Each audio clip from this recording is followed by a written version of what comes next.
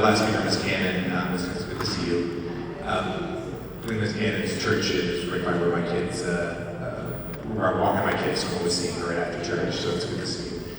And I think, I wanted to give a little bit of a message both to the public who's here as well as to the council, which is both heartfelt but also substantive. I think there's key updates that are both for the public and for the council to discuss as we're debating what's before us today. But I wanted to start with just the connection, right? And Ms. Cannon, used the word of saying, hey, I'm disappointed. There's no way that I wanted to be here, standing here, talking about a massive tax increase. I have talked to you individually, I have talked to many individuals directly in this room, and I have talked to literally thousands of Jersey City residents about how unaffordable our city is. It is a thing that I've heard over and over again, and never in a million years that I want to be sitting here saying, let's do a big tax increase, and you guys all certainly did not sign up and say this is what we needed to do. But I also signed up to be a leader and to tell the truth and to move our city forward. And when we got into office, we knew our budget was bad. We immediately started digging, and we learned the scope of how bad it was. $255 million deficit. Almost 30% of our entire operating budget was missing for this year. That is the recipe for the destruction of the city. For a city that cannot work, that cannot govern. So everything that I have done, the council has done, is about how do you solve the greatest fiscal crisis in the city's history? How do you get us through this incredibly awful time? And there simply is no easy solution. There is no good choice to move us forward. But I think there is a path that is painful, but is one that we are moving forward on that I think can move us forward. So I wanted to address, I know I listened to many of the comments. I apologize, I can't take comments now, but the council has some questions, but I listened to many of the comments that were made. And a lot of people said, well, why are we voting on this before we have a budget? Why are we voting on this now? So let me just lay out the timeline here, because I think it's really important, and it gets to why we're making these choices and why we're putting these things forward. So today is the last day legally that we can set our third quarter tax rate. So if it does not come today, you cannot set your third quarter tax rate.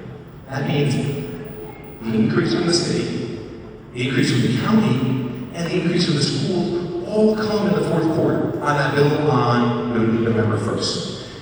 Putting it all on that last bill is unconscionable. Putting it all that people have to pay it in one time is going to devastate even more families. What we're talking about now, we have to advance something in the third quarter to give people at least 5 months, 6 months to be able to address it. And now I wish I could come into office 3 or 4 months earlier and I could have had more time to set this up. The other thing people say is, okay, well, why haven't you introduced the budget? So there's a clear answer for us. When we found out the hole that our city was in, $255 million hole, we knew that the only way to get through this hole without complete devastation, I'm saying what we're doing here is not awful and tough and difficult, but without complete devastation, was getting $120 million from the state. I could not introduce a budget to the council, to the public, to any of you, with $120 million missing gap. I did not know what we were going to get from the state. I had to negotiate tooth and nail. The members of the council were helpful. The members of the state delegation were incredibly helpful. We negotiated tooth and nail to get $120 million. I couldn't introduce a budget without $120 million because that's just a massive gap. I couldn't introduce a budget with $120 million until it was signed into law. And it was signed into law last night. Last night is when we found out we were getting $120 million. That is the most money that any city has ever received in the history of New Jersey. That's the scope and size of our crisis. Poor liar. That we asked for more money, and they gave it to us. Now, why did they give it to us? They gave it to us because we opened our books to the Division of Local Government Services. That is the state government that oversees local governments. We opened our books. We said, guys, look at it all. Verify that this crisis is real. Verify that this crisis exists. And they did. And they gave us aid. But they also gave us some hard truths. They looked at our books, and it is the opinion of the Division of Local Government Services that to balance our budget without mass layoffs would require a 20% tax increase. That is what they have said to us by looking at our books. Now, I proposed that. no one else. I proposed that because I thought I need to get this 120 million. I need to balance our budget. I need to prioritize city services. I need to make sure that not one calls our hand so potholes are filled. I need to. But I also have a job to listen. I sat here all last meeting last Wednesday, heard I had around 100 speakers. We've done social media, Instagram lives, and then at a community meeting that went about 4.5 hours, that every single person got a chance to speak and say their mind and say their piece. And as I listened, I heard many of the things you all brought up today, which is that these increases are devastating, they're going to be incredibly painful, they're going to be potentially, the tipping the balance between whether folks stay in New Jersey City. And I heard that as I have to do something, to the point that you made this candidate, you said, do something. So the council pushed me, and we reduced it from 20 to 15. Now, Division of Local Government Services didn't think we should do that, but we did a series of painful cuts that are going to impact life in Jersey City. The VIA program is reduced. Our park maintenance contract is gone. We're going to have to make it up with existing city personnel, right? We're doing cuts to contracts, we're doing cuts to a number of things that really deeply matter to us as a city. Those cuts got us to the 15%, right? But here's the thing, and it's the thing that's important to note, is this $105 million aid, this literal lifeline that without this money, our city would stop functioning. It is coming with conditions. The Division of Local Government Services is not going to give us $105 million in a loan without any conditions. Those conditions will include things like the term, the interest rate, but they will also include the tax rate that we as a city have to set. Because the state has made clear this is not a long-term process. We can't go back to them year after year after year for more and more and more. They basically said, we're giving you historic aid, but you have to get your finances back in order. Now, they think we should do 20%. We, the council, everybody here is saying that that's too much, and we got to 15. No one believes you! You're a liar! When this loan goes forward, we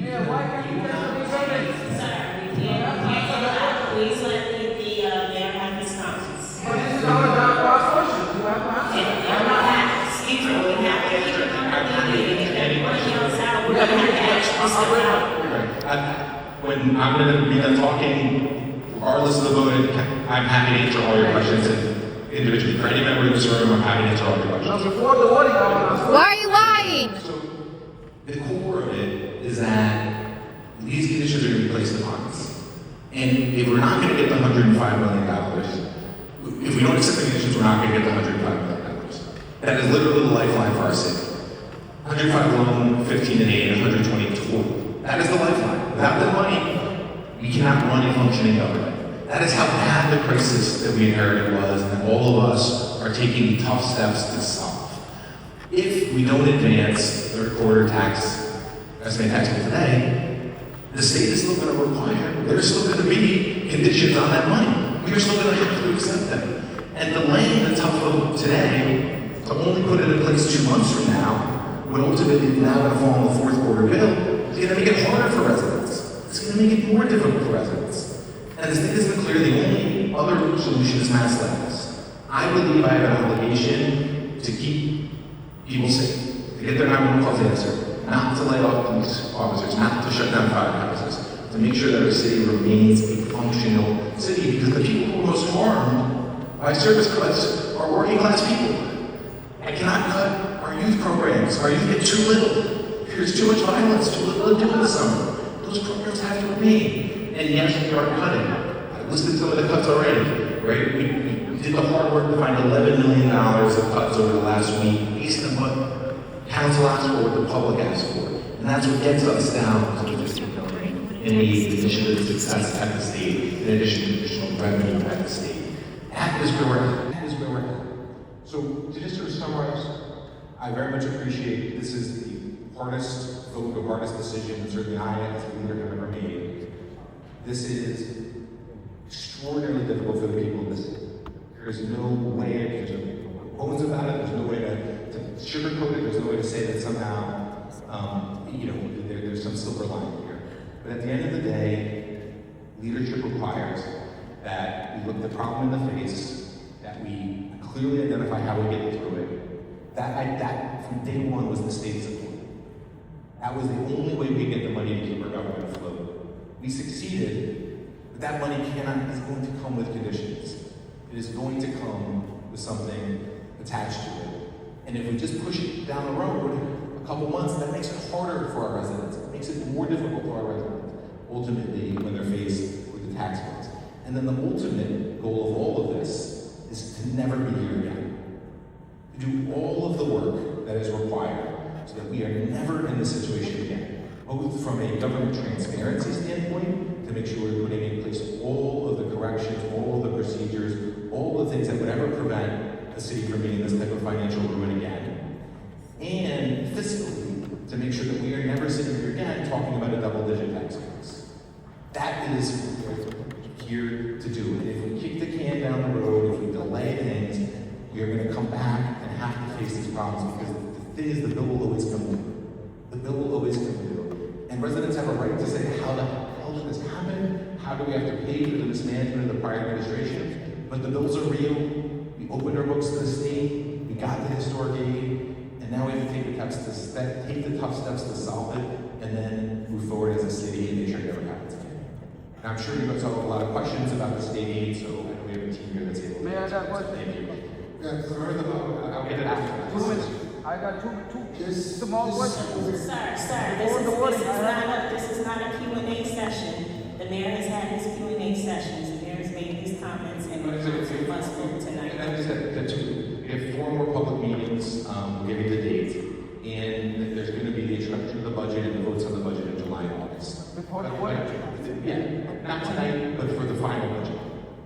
So, just to be clear, Mayor, you're stating on the record that $105 million for transitional aid came with stipulations. Those stipulations are the proposed transitional aid came with stipulations. Those stipulations are the proposed 20 or 15% tax increase. Sure, what I can say, just to be fully clear, the transitional aid alone will have a memorandum of understanding between the Division of Local Government Services and the City of Jersey City. That is how that process works. They don't just give you the money in an account, there's a memorandum of understanding.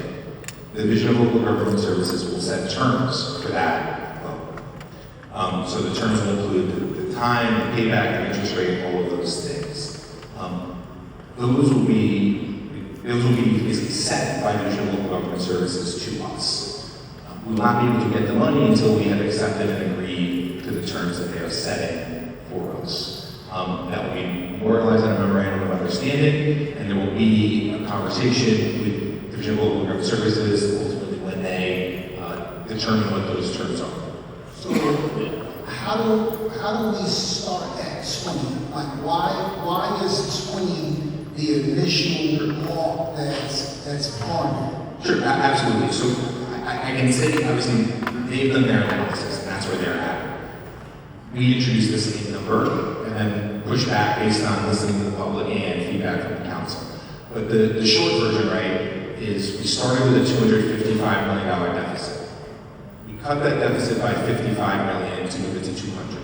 That was due to the changes this council made, changes to our health administrator, cuts to programs like Complicated. That's how we got to 200. So they looked at that $200 million gap, and they said, if we give you $120 million in state aid, you still have an $80 million gap, and the 20% increase covers that $80 million gap. So that's where the 20% this year. But they also looked at next year and the year after for basically a 5-year plan. But what they showed us, what they showed, our cover showed, is that our future years are difficult too.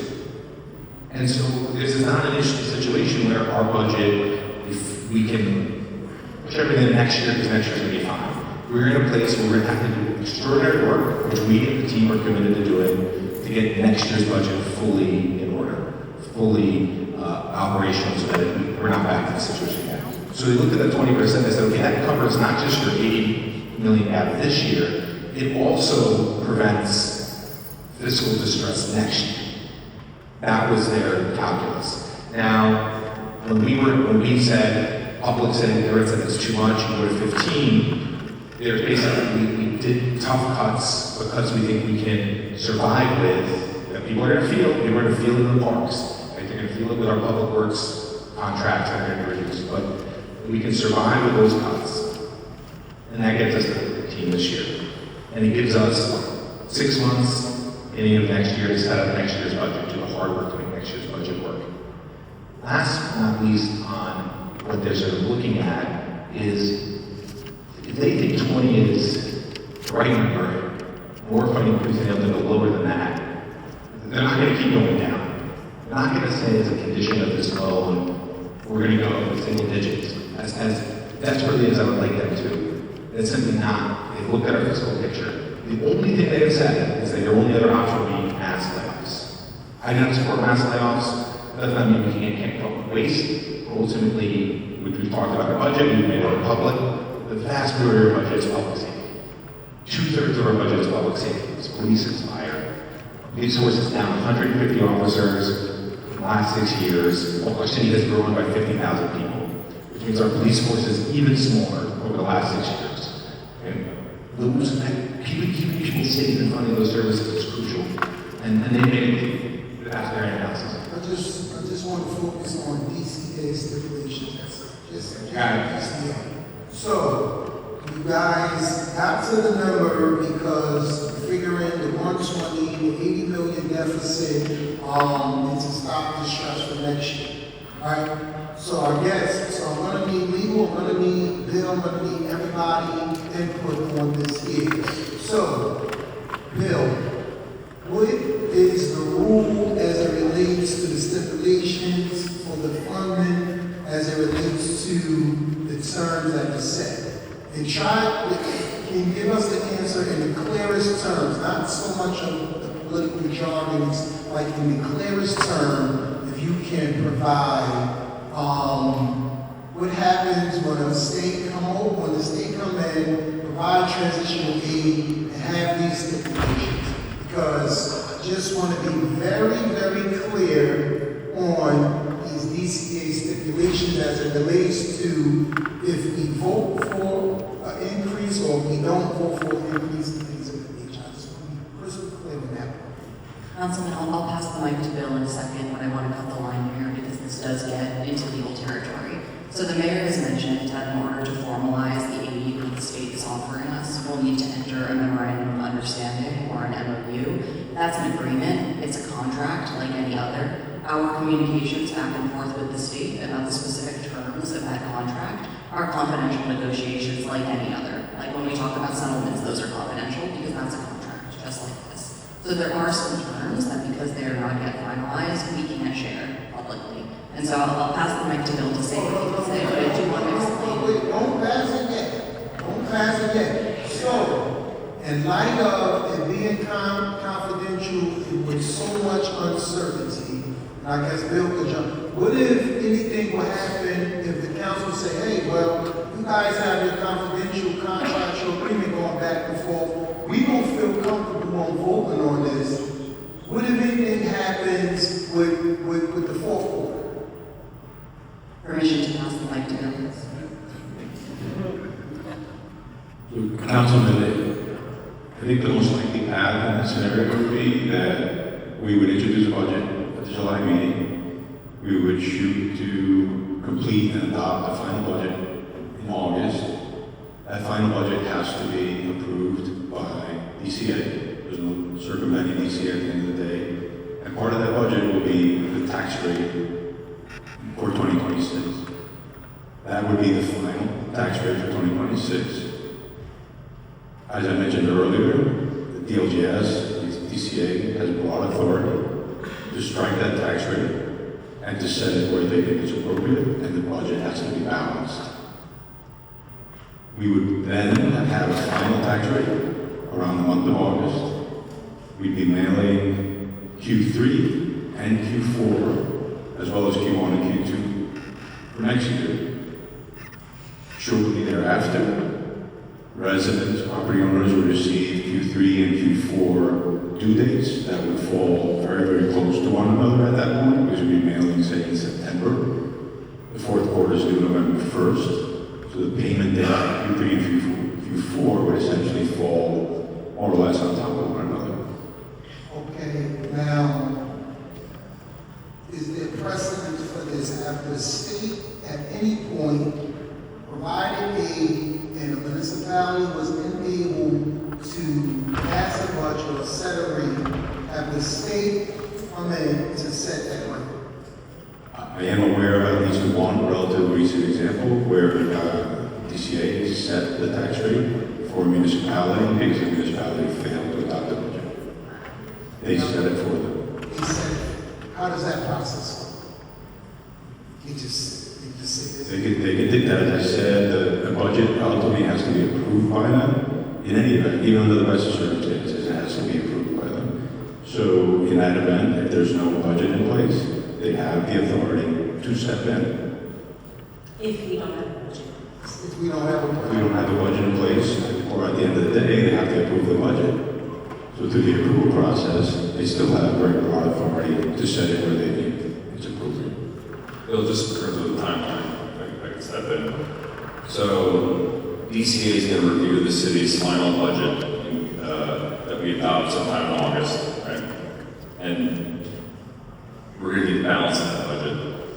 And in terms of the MOU they're going to send, which the council has not yet seen, there will be terms to the loan, correct? Correct. And DCA could, knowing that, or learning that this council has not yet had an opportunity to cut any additional spending, determine that this council or the city acted reasonably, and if we were able to come up with a lower tax increase. Is that a possibility because we haven't had an opportunity yet to review the budget? I think it's highly unlikely, given our discussions with DCA, that they would set it honestly lower than 20%. They've reviewed the numbers that we've been working with, or going from the start. They've reviewed the budget gap. They've asked us questions. They've done their diligence. Based on that diligence, we were able to get $120 million in aid from the state. And the books we showed them, and I'm breaking the law as a lawyer, I don't know the answer to these questions before I ask them. So, the DCA reviewed our books, they reviewed our spending for 2025, right? And they certainly, they approved the 2025 budget, which will be, So they did the 2025 budget. They also reviewed the proposed 2026 budget, which did not necessarily have any salary cuts to it. we submitted a budget to them as part of the transitional aid, or draft budget, I should say, as part of the transitional aid application. It was a necessary part of the TA application. It had some cuts to it. And it is also a budget that is generally consistent with the temporary budgets that the council has approved to date. So, and this council could vote to keep the current Q3 rate, and if it's appropriate to raise the tax to a certain, to say 50% when we get the final budget, DCA could look at that and approve the budget without any issues with our loan application.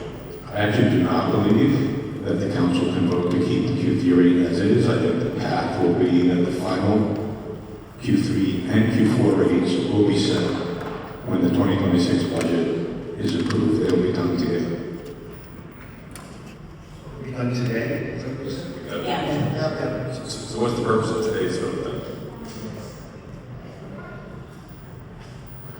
then? So the purpose of today's vote is to seek authority from the LGS to increase the tax rate for Q3, the estimated rate, in order to avoid the entire tax increase falling on the Q4 tax rate. So were we to pass the resolution as written tonight, we would be able to bill property owners for Q3 at a higher rate, so that Q3 and Q4 would balance out, right? Because there's a catch-up to do for Q1 and Q2 because the rate was lower. So that's the purpose of tonight. We need the LGS approval to increase the rate by the amount of the resolution.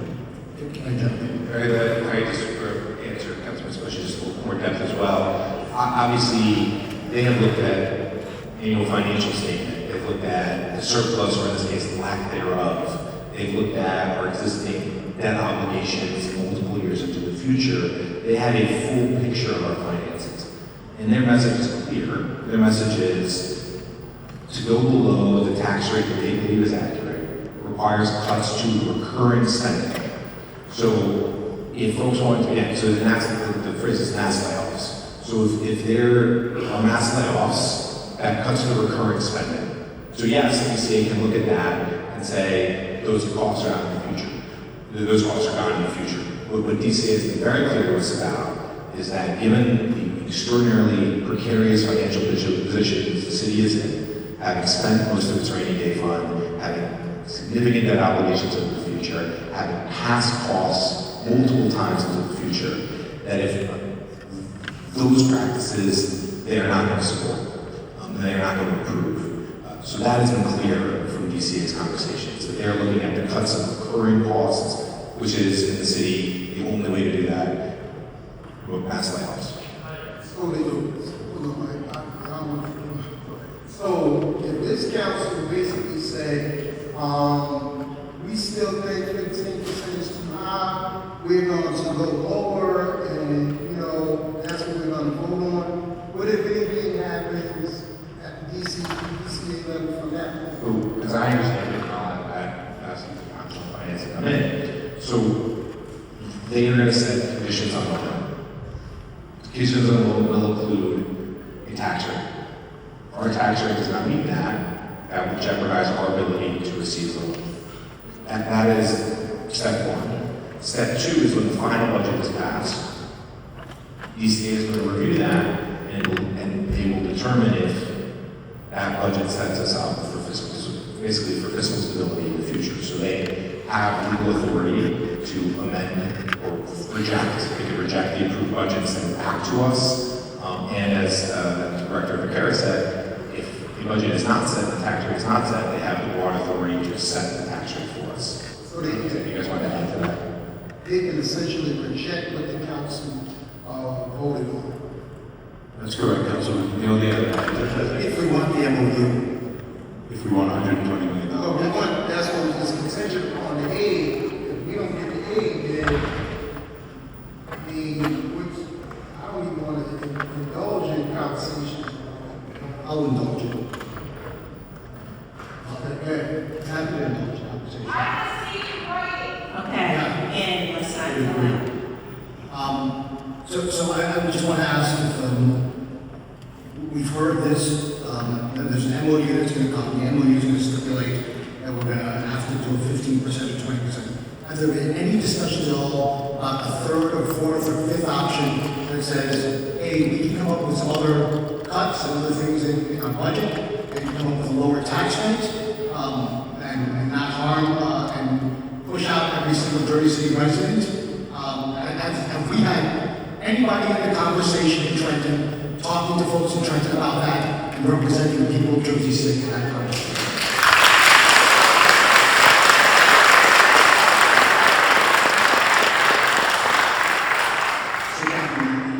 The very first conversation that I had directly with the governor of the state of New Jersey was a conversation where I laid out the consequences of not receiving state aid. And the consequences of not receiving state aid, to indulge in this conversation, would be legally maximum tax increase is 31%. That is not going to referendum for the voters unless it would be imposed. And it was layoffs of about 50% of our public safety and civilian workforce. That would destroy our city, every single resident of our city, every single one. If we do not get the $120 million in aid that is before us, let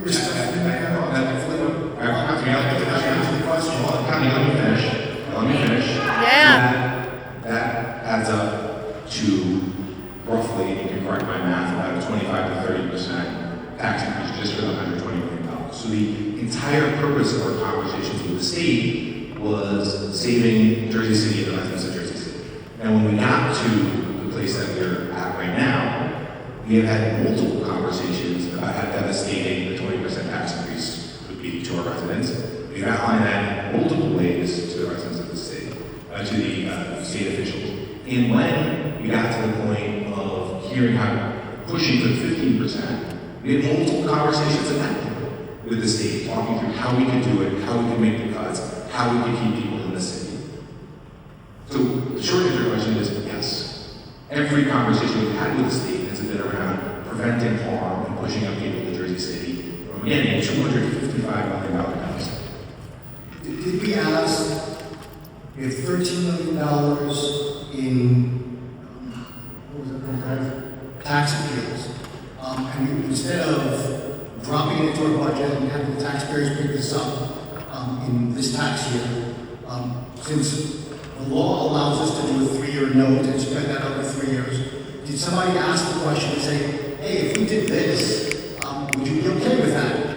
And reduce it from 13 million down to a 4.25 million or thereabouts, 4.33 million 2026 expense, and pushing 8.66 million over to 2027 and 28. Yeah, it's kicking the can down the road, but it alleviates the pressure on Jersey City residents, and that's literally 2%, 8.66 million, right? So that's 2% less. We've discussed retirement payouts, $4 million. Did anyone have the conversation about retirement payouts and say, let's bond for that over 5 years? And so only $1 million, $800,000 will be on the 2026 budget, with the $3,200,000 being passed over the next 4 years. Beyond that, that would save us nearly 1% again for the taxpayers of Jersey City. I also just want to add this, right? So, and I don't know about other council people, but I've sat in some meetings with everyone. We've gone through these meetings. The models have shown a 20% increase, and I've called them into question. Why are we not looking at something lower? And then just a month ago, we were told as city council members that we would have the opportunity to, when we receive the budget, to amend the budget and be able to present amendments to DCA ourselves. I don't know if anyone else had that conversation, but I had that conversation. And now it sounds like we don't have that opportunity. All we have is 15% that we have to eat and swallow. And frankly, I'm not prepared to do that. I'm not prepared to take it at its word. I want to make sure that somebody in there is talking to DCA, and I'm happy to have the conversation myself at this point, and let people know that the people of Jersey City deserve to not be burdened with this huge tax increase that will literally drive my family and friends and people that I've grown up with and known, and so many others out of the city. I kid you not, I've been very patient about this and trying to propose a whole host of different options and responsibilities. But now here we are at the cliff of the precipice, and I know it's going to cost me politically. I know what that looks like, and I'm willing to take the hit. We've known that when I joined this ticket and when I joined this team, and I would urge my council colleagues, I don't think we should just take it this way, and we should find a way to find a way to fight to reduce the tax burden for the people of Jersey City and appeal to Trenton directly ourselves.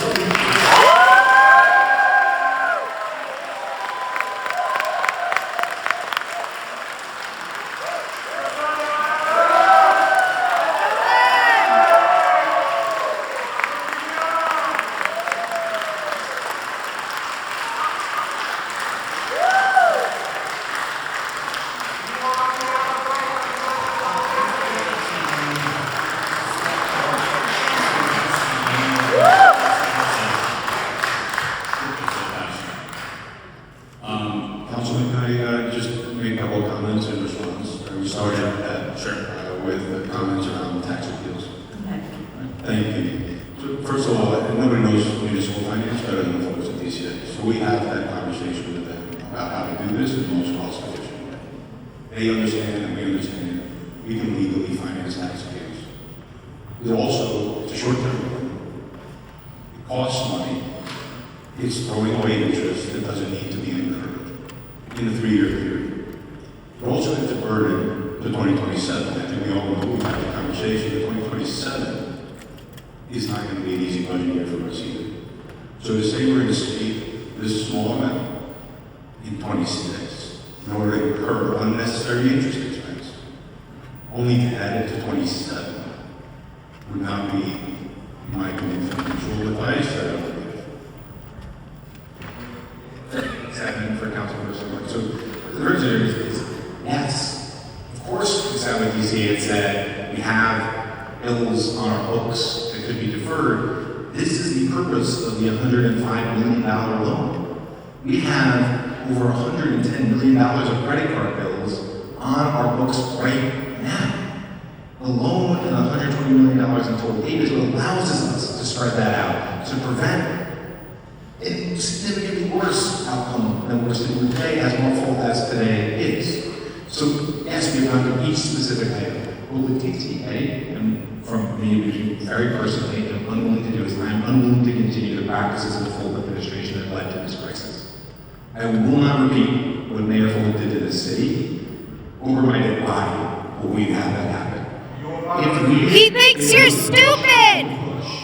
If we push this year, on this year's loan, we are spending tens of millions of dollars on interest payments that simply were because things were bonded for because of the credit card. We are going to destroy the city if we continue those practices. And so what we're able to do, yes, is get a $105 million loan, $120 million of total state aid to enable us through the worst fiscal crisis in the city's history. Right? A fiscal crisis that Council, you had nothing to do with, right? A fiscal crisis that fundamentally falls on somebody who's in this room. And we are making the tough choices. I absolutely understand and respect where you're coming from. I know this is weird. I know you as very deeply as a human. I know how deeply you care about the people of the city. And I know how you're fighting to keep them in their homes. I know that. But I also know that we are fighting too, and that we have fought every day to try to deliver a city government and a city budget that ultimately can get us through this incredible crisis. All right, Councilman, I'm sorry, I apologize for taking that. But it's here to help you. Councilman, do you have anything else I didn't know? No? Okay. So I have a question about the estimated third quarter tax bill. So our counterparts at the Board of Education and the county have already approved increases. And so regardless of what happens tonight in this body, those increases are happening and will be sent to taxpayers. Is that correct? No, it's not. The municipalities send out the tax bills. The tax bills will go out together when we have tax rate set for Jersey City. Okay, so if no increase is approved, then the tax bill would go out with those increases. There will not be a tax bill that will go out. We've passed the deadline for sending out Q3 estimated bills. This resolution was required to send out Q3 estimated tax bill.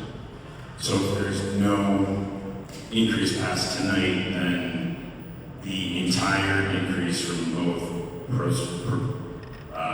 respectively from here, from this body, and the county and the Board of Ed would all go to the fourth quarter. There still will be a Q3 and Q4 bill, but the result of doing that will be they will be going out essentially around the same time. The due dates will be around the same time. Because of the compressed time frame, it'll be set when the final 26 budget is approved. At that point, the tax rate is set and bills will be made. Okay, and just for the folks that make time to be here and people that are watching at home, I don't mean it to sound like a silly question, but as a legislative body here, we have no power to increase or decrease the county or the Board of Ed levies. That's correct. Okay. My last question is, in the budget amendment process, a budget amendment would need 5 votes to pass. Is that correct? Or 6? It's 6 increases and it's 5 decreases. Okay. And in the budget process, I guess I'm asking the administration to speculate, but would they look favorably on budget amendments that further reduce our spending? I would be speculating there. I assume if they're credible expense reductions, that they would look favorably on the I would just, that was the clear message from they will look favorably on expense and budget reductions that are occurring, right? So what they said is you cut a contract, you cut personnel, those costs are off your books, not just when you cut them for the future years. You know, DC will absolutely look favorably on that. What they have been very clear to us is they would not look favorably on is things that take charges off the books this year, put them on the future years. Because they look at our overall financial position, the amount of debt that we have, the lack of city surplus, and the financial distress of the city, and believe that those decisions will make the city work out financially and will not improve this. Thank you. Sorry, so let's go Councilman Moore, and then we'll make our way down. I'm sorry, Councilman Griffin, and we'll make our way down. Bill, you spoke already. Let's give Councilman Griffin a chance. So, Bill, we don't have a budget in place, so, what was your guide and, what was our guide in spending in the first 6 months? And also, when do we have to have a budget in place before the DCA steps in? So the guide for spending in the first 6 months are the emergency temporary appropriations that we brought to council in January, and 2 subsequent. That took us to June 30. Details department by department spending. That's been presented to council and approved. The last one approved spending through June 30, with our discussions being that our final budget would supersede that. So on the current course, introduce the budget next month, approve it in August. When the final budget is approved, since the tax levy is a major portion of the budget, that's when the tax rate is set and approved by DCA.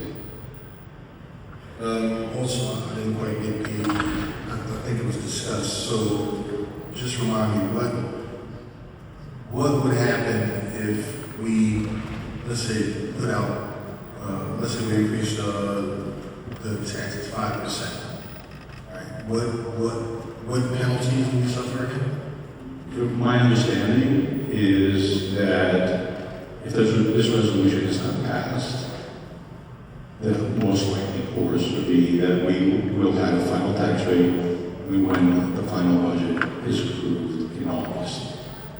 This particular resolution, I'm highly confident, having spoken to the DCA, or actually authorizes me in this particular instance to ask them for approval to set the rate as stipulated in the resolution.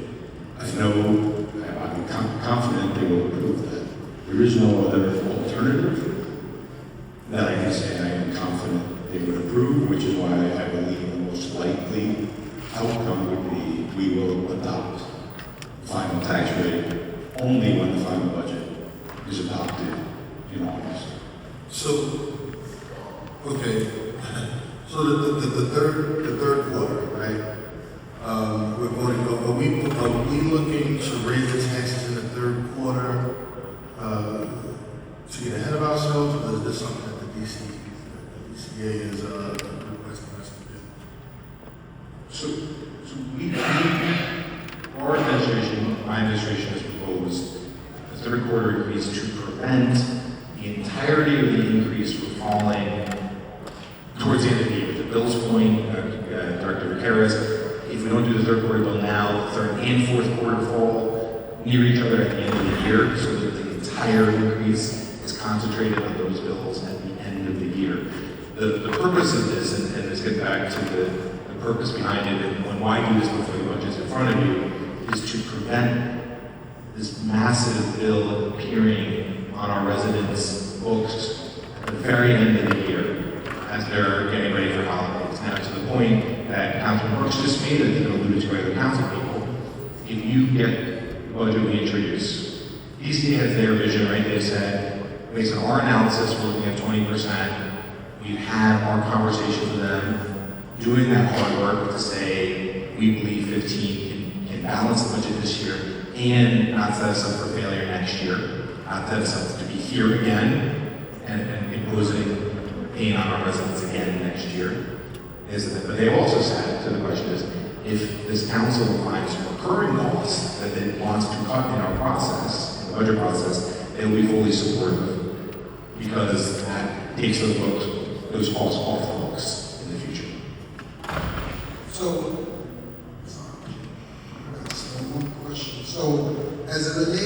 to the MOU, because well, for me, that's kind of what's making my decision hard is I don't have access to the MOU and what the terms are, but you're asking me to vote on something which is going to be dictated by the MOU. That's like saying, hey, let's sell you the car, you can drive it off, and when you come back, let's say the terms. So, I mean, I guess, like, at what point do we have access to the terms of on the MOU? Sure, yeah, but I think that's, so just to understand the question, but just want to walk through the timeline for everybody. The loan in the budget was passed yesterday. It was passed yesterday. So we literally started the conversation today about what those terms can look like. As soon as those terms are set by DCA and they're ready to be voted on, they will be shared with the council because you have to vote on them. I understand. Because I don't ask for money Councilman. certainty in the contract, like it's hard. I understood. This gets to why the third quarter is so important. Because if we do not set this third quarter bill now, knowing, right, that DCA has said to us that they think 20% is where our tax increase should be, that we've had the conversations with them, it's at 15%. We know that those are the numbers, right? Those are the numbers that they've seen because they had access to our full books.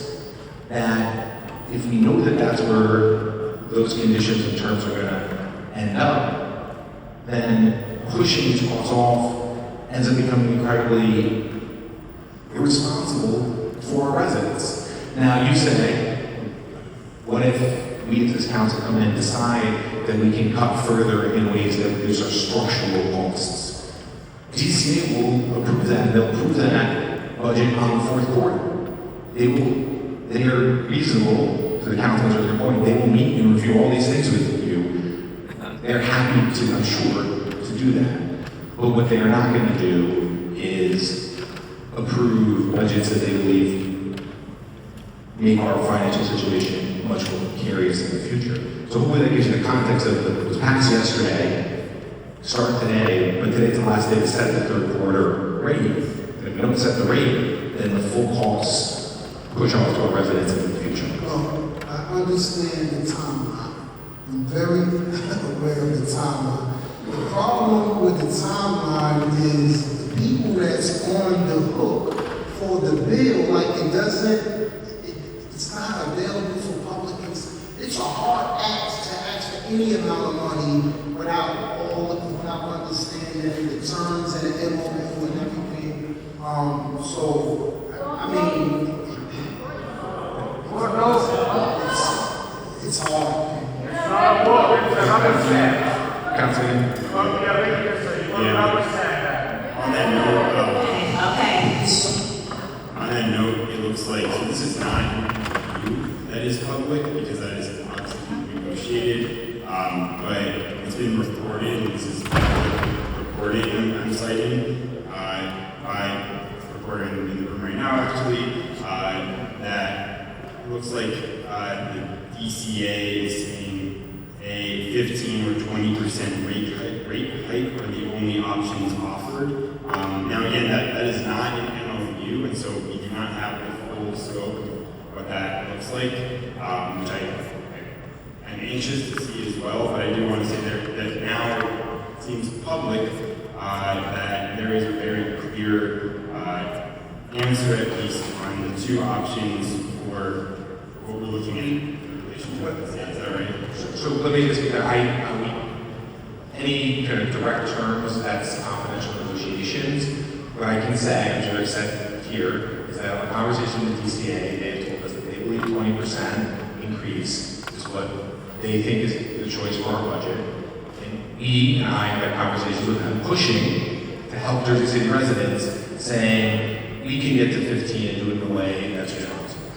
Those are the conversations that have existed. Understood. I just want for the public that there is public reporting now identifying this message from the city.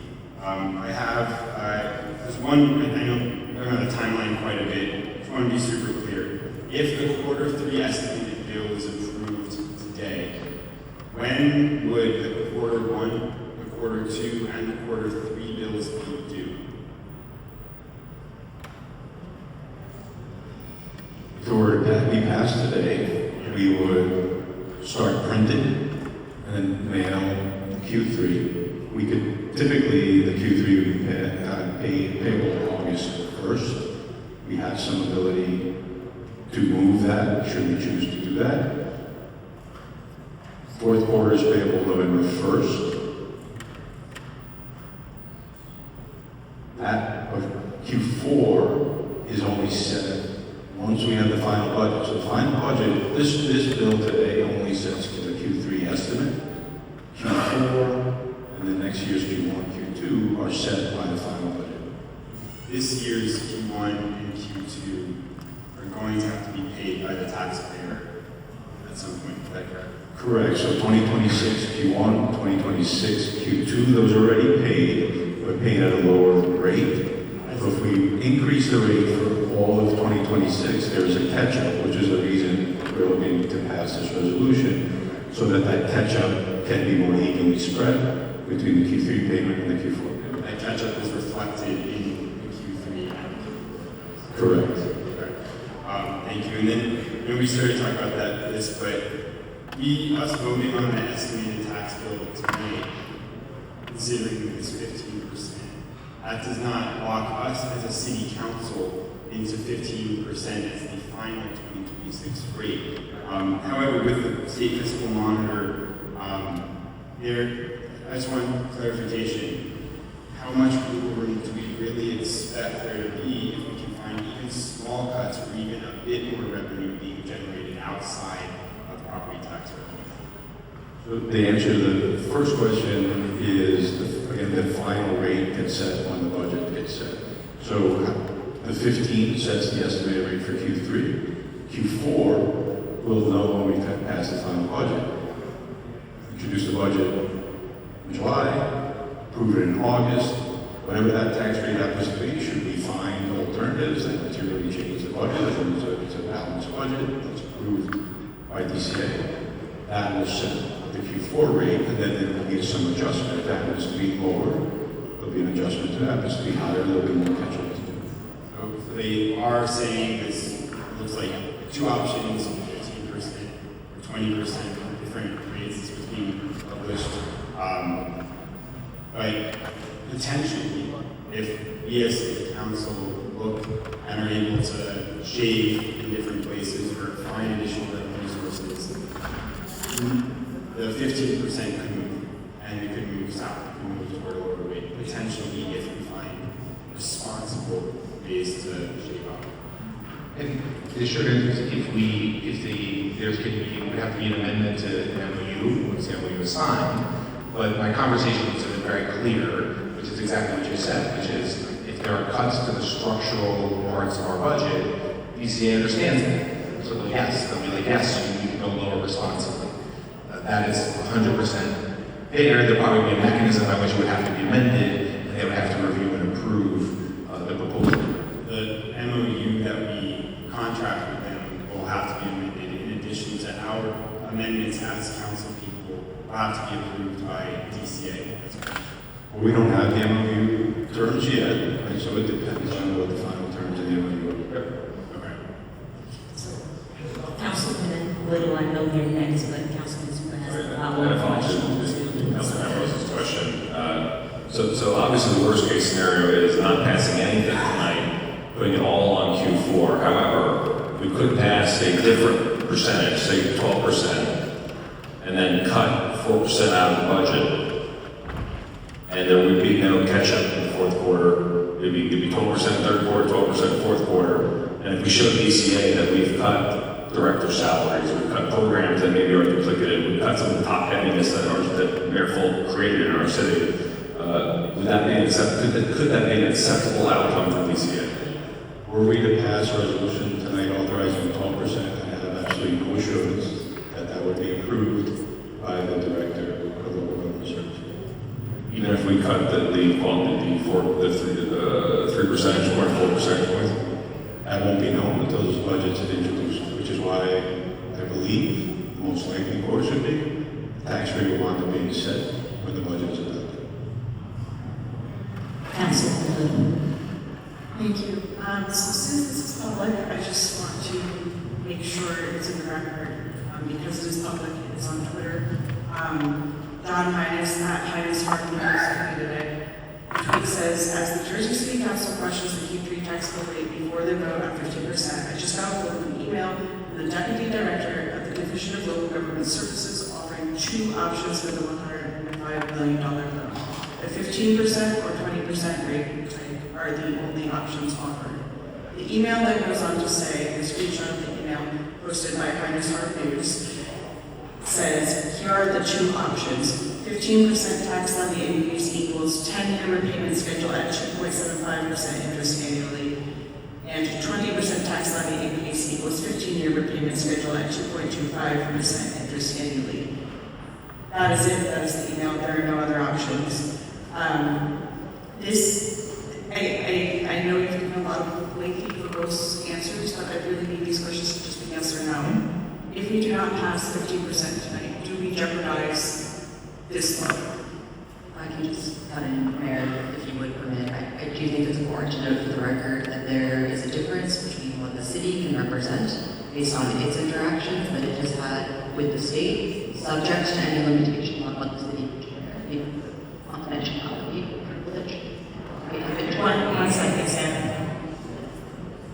What the city can share based on its knowledge and its interactions, subject to limitations due to confidentiality and privilege, and what might be shared in the public sphere, that with all respect to our local media, I at least personally, as I sit here, and other representatives of the administration have not had the opportunity to vet. So I would just urge caution for the record between the difference between what the city can lawfully represent and what has been shared in the public sphere.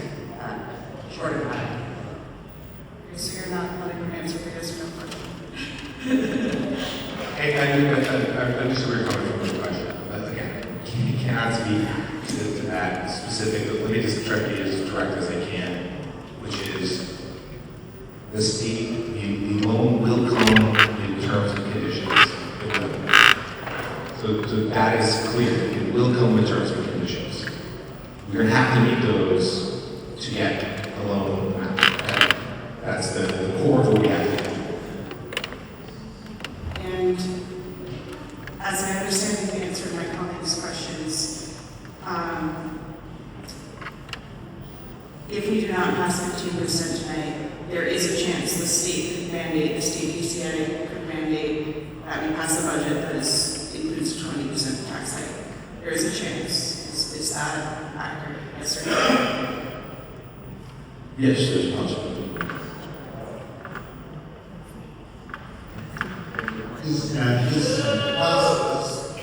Let's let Councilwoman Singh, she can go on to that. Thank you. We have been going out for these meetings. Councilwoman, move the mic closer. We cannot rely just on taxpayers. That cannot be the only revenue for Jersey City. I think this is loud and clear. Everybody should have. I'm sorry, I'm really nervous. This is my first budget meeting and it's been tough on most of us, but we want to do the right thing. So do you think for all the suggestions people have given, can we think about revenue generation for Q4? So when Q4 happens, we don't have to do this all over again. So 17%, 20%. Let's see, we are able to, some wonderful ideas were shared in these meetings. So 4 million is 1%. Even if we raise 20 million or 30 million, we will be able to get 7%. So what are the thoughts on, I'm not jumping on Q4 right now, just because, there has to be some. Right. Yeah, something. Thank you, Councilor. So, which we have shared with all members of the council, is that the city has an aggressive plan to generate more revenue that is not part of the property taxes going forward. So traffic enforcement is maybe the best example. It's about keeping people safe. We will generate more revenue from it. We increase the number of tickets issued on a weekly basis from about 100, 150 to 700, 800. That will generate significant revenue for Jersey City. But it takes time for that revenue to come in. And DCA will not let you budget for it until you actually have it in your books. So this is all revenue that helps our 2027 budget. It's not revenue that can help us in 2026. We are continuing to explore every idea and every option to generate more revenue for Jersey City that is not property taxes. We will continue to explore all of that as well. Thank you. And Mr. had a question about fireworks on 4th of July. Exchange rates, who is sponsoring it? So there are multiple sponsors for the fireworks to be able to enable us to do them at no cost to taxpayers. These sponsors include, and I apologize, I'm sure I'll miss some, but the two biggest sponsors are Macy's, the Exchange Place Alliance are the two biggest sponsors of it. There are other sponsors as well. I apologize, I don't have it on the top of my head, but those are the two biggest sponsors. I think Popcorn and BJ as well. Are we spending taxpayers' money on this celebration? No. I think what Esther was asking, she wanted to verify that the SRD was contributing towards public safety for the event. Yes.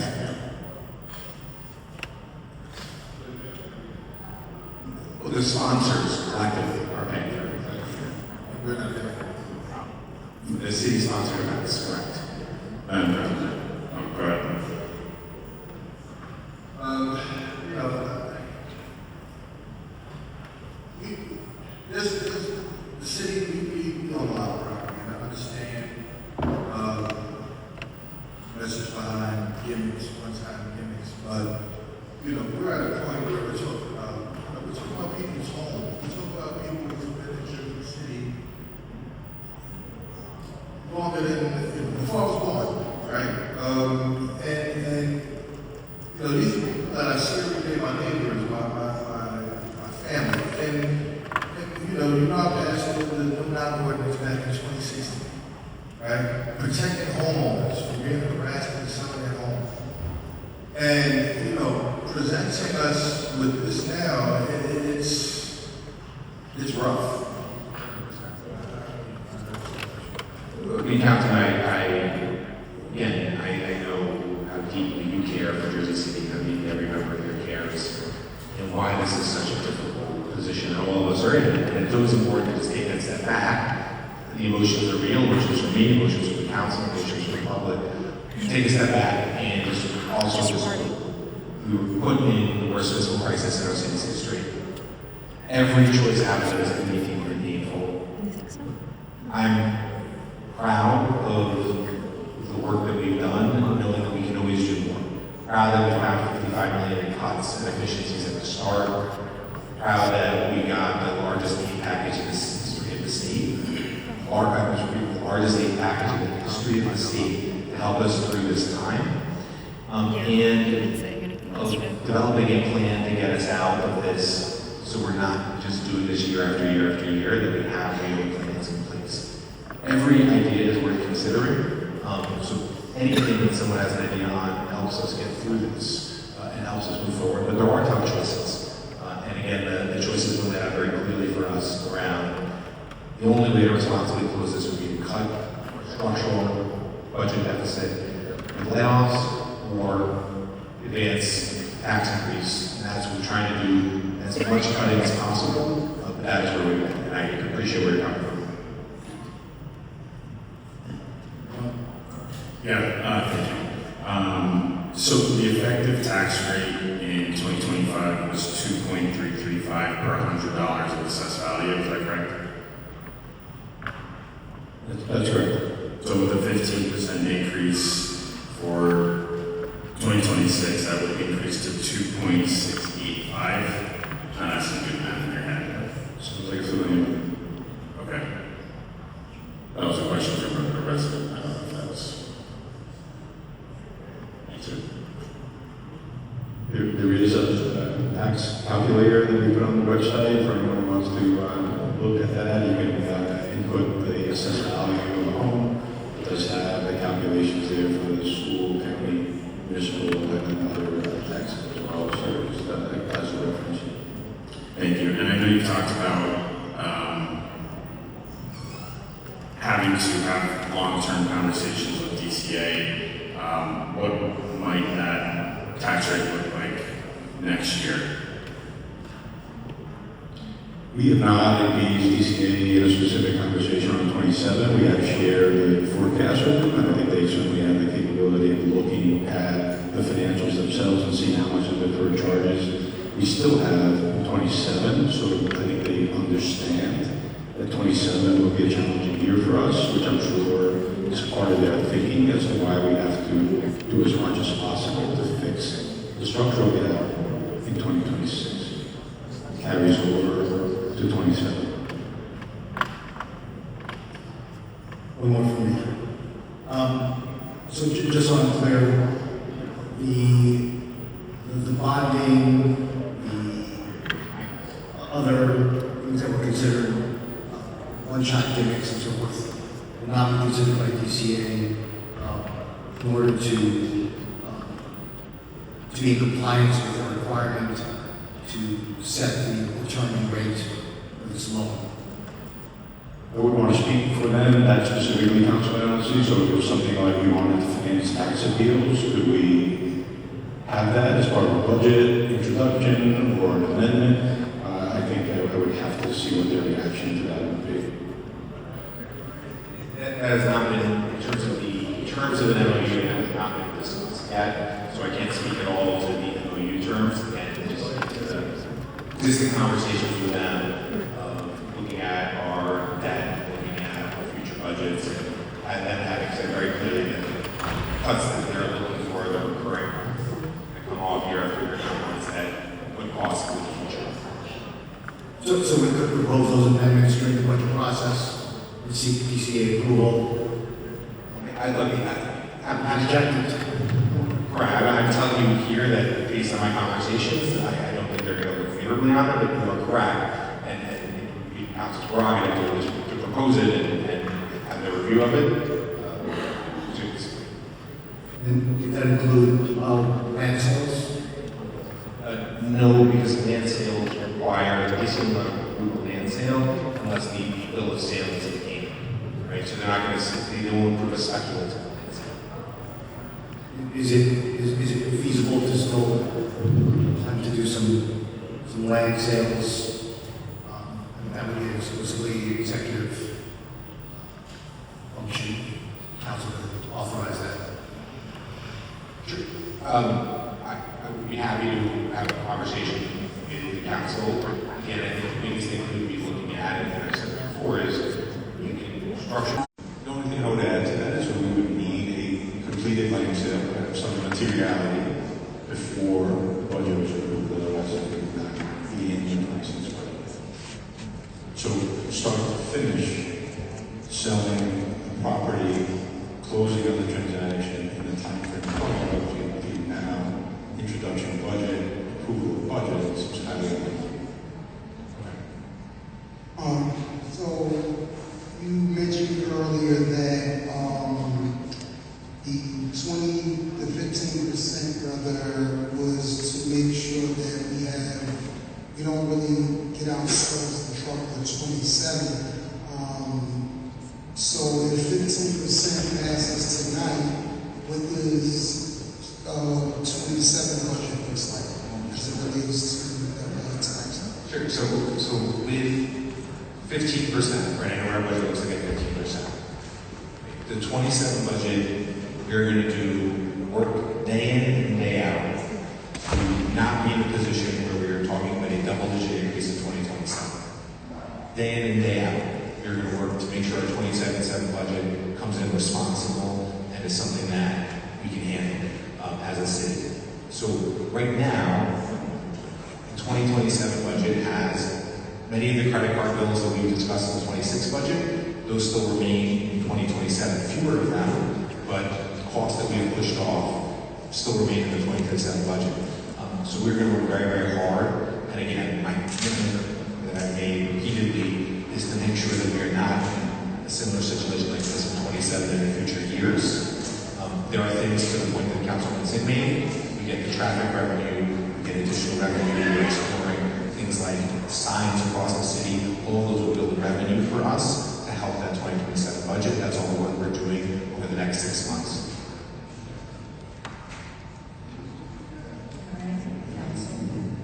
Madam President, I have a question for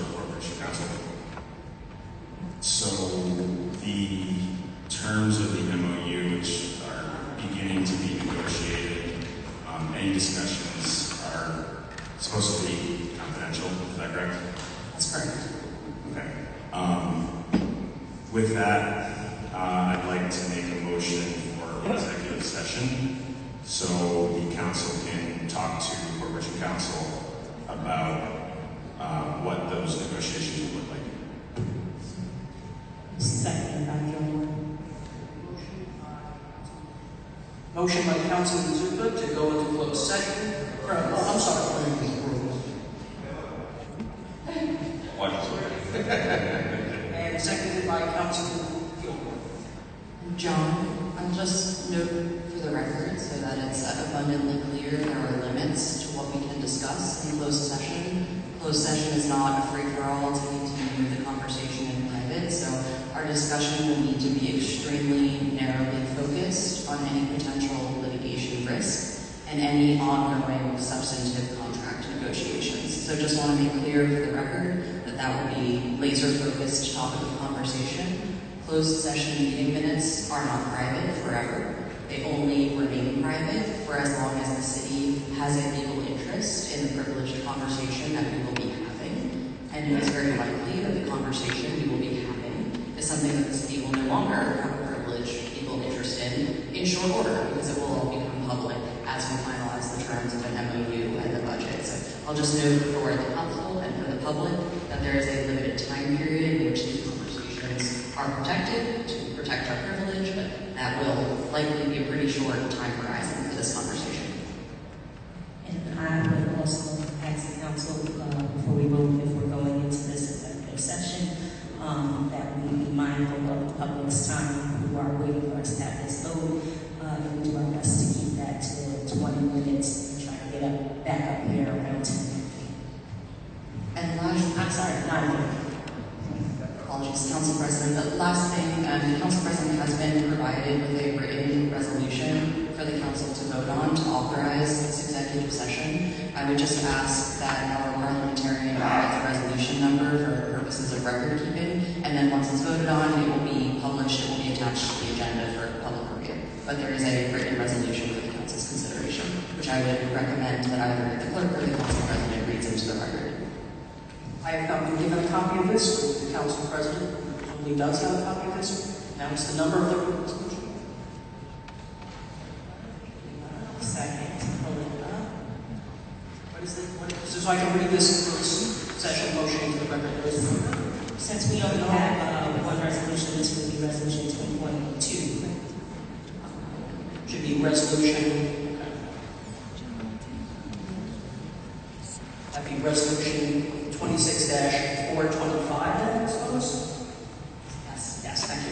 And it's in your email, John, but we'll let the Council President read it into the record since I know you're going to receive it. On the motion to go into closed session, having a vote, Council President. She wants me to read it into the record. So, I'll defer to our parliamentarian on. You can read it to the record, Council President.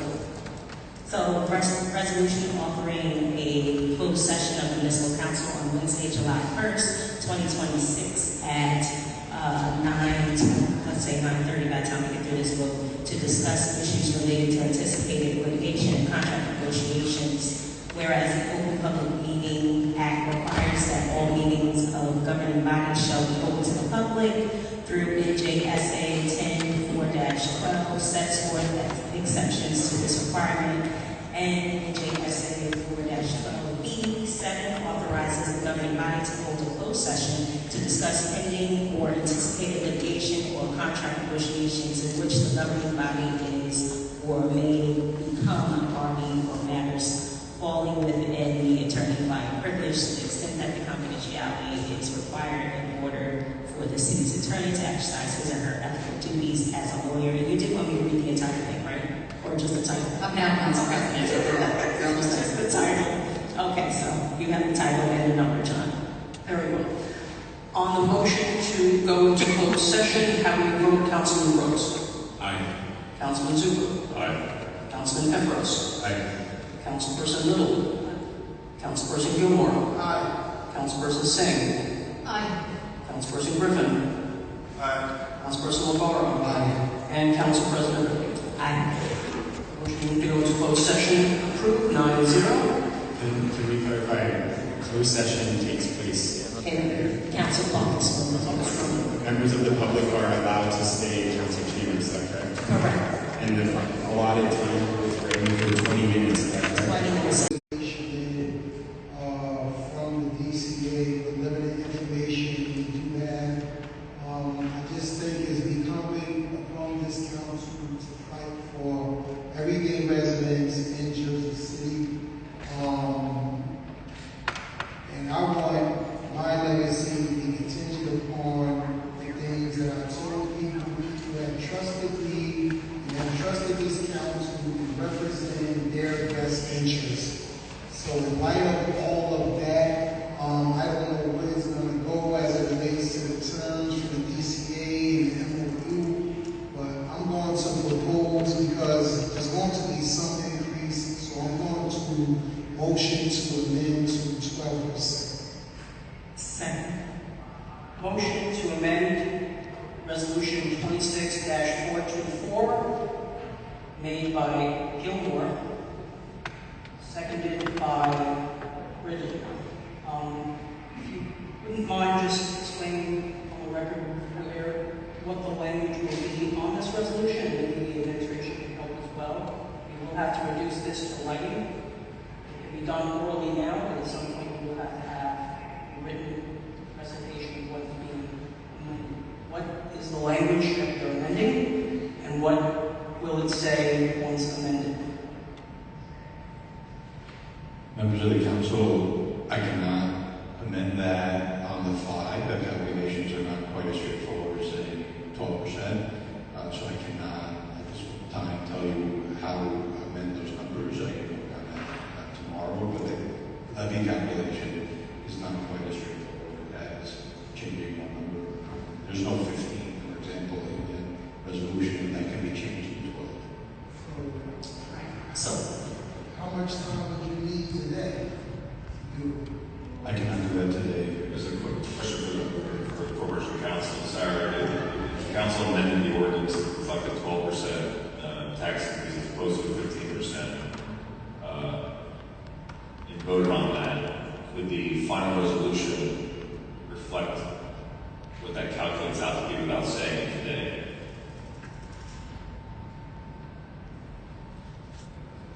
That question is going to hinge on how specific that resolution needs to be in order to request DCA's approval of the rate, which ultimately is a question for our finance team. I don't know if we're prepared to answer that. All I can say is that we would need to look at those regs. I presume there is a reason we put the rate, specific rate, and not just the percentage that gets us there into the resolution. And that's why the resolution is always written the way that they have. I don't have that in front of me, but I'll defer Bill in case he knows on that support. So Bill, I just want to be clear. Can we be clear about what the resolution currently says? Because it doesn't currently say 15. Correct. We've been talking about, as I say, as a 15% increase in the rate.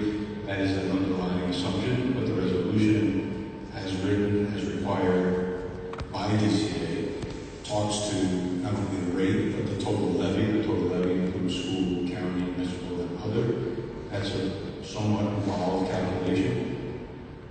There is a model for that. It would take a little bit of time to do that. I do not have that as we sit here. So just to be clear, the only thing the council will have at their disposal in light of those,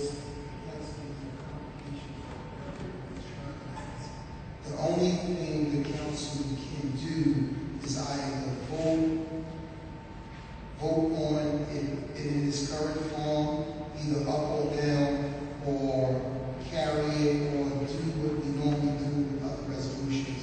The ability to change the levy tonight is not feasible. Is that correct? If the requirement is to correctly calculate the numbers in that resolution, I cannot do that tonight. Well, I'm asking you guys what is the requirement. Don't rely on me. This is what I'm relying on. Legal and Just do a little AI calculation. I just did a little AI calculation. So the difference between the 20% number and the 15% is 5 percentage points. And the difference in levy is 19,342,872. So each percentage point of tax increase is approximately $3,868,574. So we can make a reduction of 11 million. to get down to 12%. 11 million. Yeah. If that's what the council will do, what I can tell you is I don't know if that's an accurate calculation. Could the resolution, since we're asking DCA to allow us to send a Q3 tax bill, could the resolution say council authorizes a tax levy reflective of a 12% increase? I don't know the answer to that. These were not questions that were posed to my office. Sorry about that.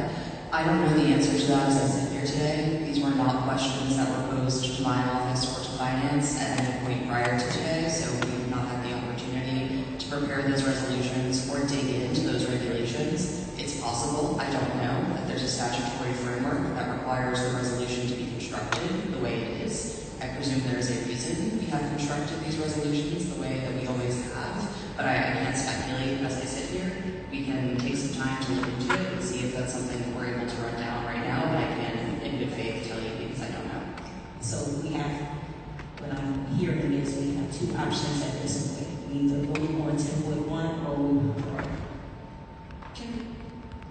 Council legally can amend any resolution, whether or not there would be consequences to doing so. For example, if it doesn't comply with some other substantive statutory requirement, or if it leads to some other financial or legal consequences, that depends. I don't know. We haven't had the opportunity to look into it. So procedurally, you can certainly amend. If the question is what would the consequences be of doing that, I can only speculate at this point without looking into it further. Council, is it possible for us to walk on this other resolution that was distributed to the council earlier while Corporation Council and the Finance Director figure out if it is possible to amend? I'll have to answer that one as well because that is not possible. For a special meeting, there are particular rules of order that apply, and the business that the council is going to address at the special meeting needs to be noticed in advance. Our own code of ordinances makes very clear that you cannot add any additional business beyond the items that were publicly advertised. What you could certainly do is take any walk-on items that you have today, read them into the record, share them with the public, commit to introduction at the July 15th meeting. That's no problem at all, but you can't take any formal action of the governing body beyond the business that was advertised in the agenda. I have the number. I just update the number. Where you rely on. Because I think Bill has said he can't make that calculation tonight, so even giving him a little time is not going to assist with that. So I think we are either going to, if we are amending, we need to move forward with the Councilman Lamar's number, or we either need to strike the numbers, or we strike item 3 that's in there now and replace it with the council is looking to do 12%. Does that solve the issue? So item 3 is the only thing that has numbers in it. I apologize. I was trying to research the previous question. Did you restate that, Council President? What I'm saying is Bill has already stated he can't calculate that this evening. So the only point on this resolution that has numbers is point number 3 after the now therefore being resolved. So if we strike point 3 and we change that language to say that we're looking at a 12% tax increase for Q3 instead of what's currently there, do we need a number? That is the question that I don't know the answer to. I don't know if there's a statutory or other requirement to list it as a specific number versus as just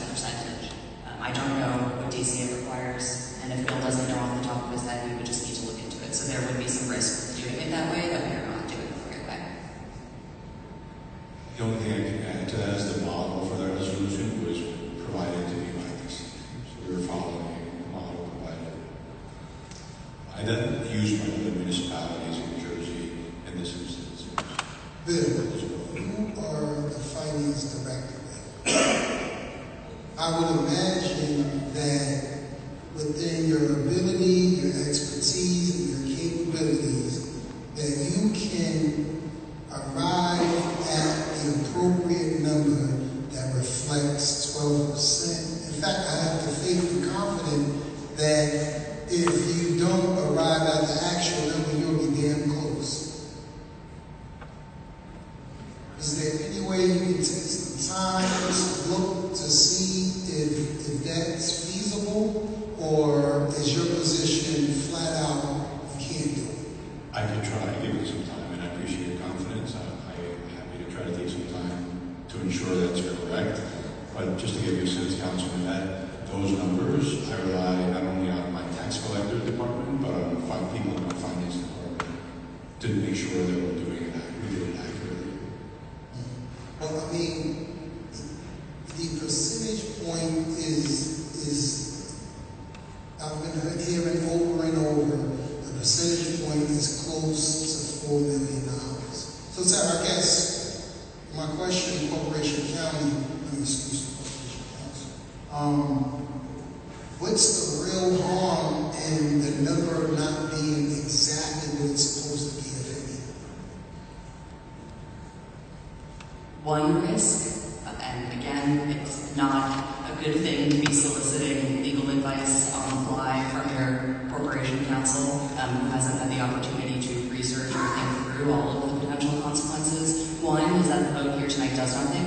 If there's a defect in the resolution, it could virtually be meaningless, in which case there would be no request to authorize any tax increase.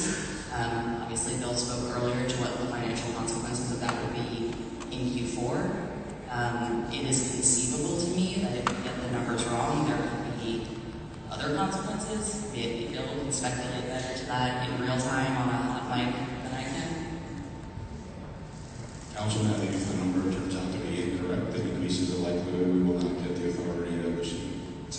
So, all right, so I guess the next question is, the next meeting would be July 15th. I mean, this is how I'm looking at it so the public understand. In light of us not being able to decrease it, the bulk of the conversation is really going to transpire at the next meeting when the budget is set. And when you talk about the punitive damage for the homeowners, the potential of them going into lien and having to pay the lien, that date is set in stone in December, whatever that date is. So in light of all that, I don't know if the council, the colleagues feel comfortable just pulling a resolution all together, dealing with it during the budget, and by then you may have ironed out terms from DCA as it relates to the MOU. Because part of me, with the information that I'm receiving, it's almost like this meeting means nothing because we got to vote on the budget anyway. So, in light of all of that, because we just have to overturn every stone for the residents. This, for a lot of residents, is the difference between being homeless, as far as living with a family member, or not being able to pay the bills. This is a very important vote. In fact, this may be the most important vote that I've casted in my tenure on the council. So, for me, in light of all of that, I just want to be able to say that I have all the information at my disposal. I did everything in my power as it relates to what was available. There's a lot of things that's not available. We can't amend it to 12. I know in my heart that it's going to go up, but there's nothing we can do to stop it from going up. Your taxes are definitely going to go up. Definitively. That is the one thing I'm certain about. So, in light of all that, I don't want to put nobody on the spot, but we all got elected to a job. So, I'm going to motion to withdraw, table, whatever the proper term is,